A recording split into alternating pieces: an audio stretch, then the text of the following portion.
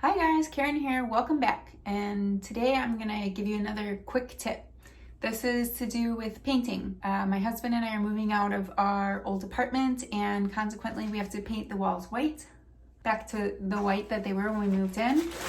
So the tip today is if you're using a paint tray and you don't want to have to clean it afterwards, as you can see I didn't clean this one and I didn't use my trick, but at any rate, you can take the paint tray, and here's the tip, wait for it. You can line it with a grocery bag or a to-go bag, and then you pour the paint in here, and you use this as your base of your painting tray.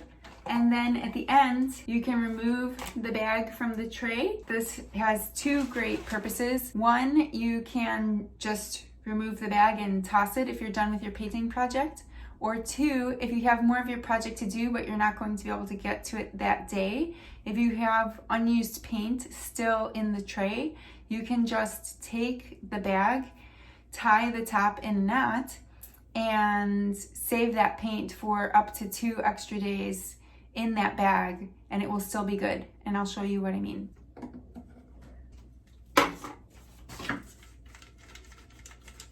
You just pour it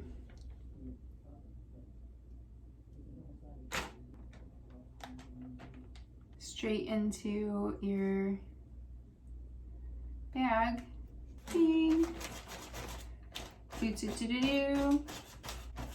And then you're ready.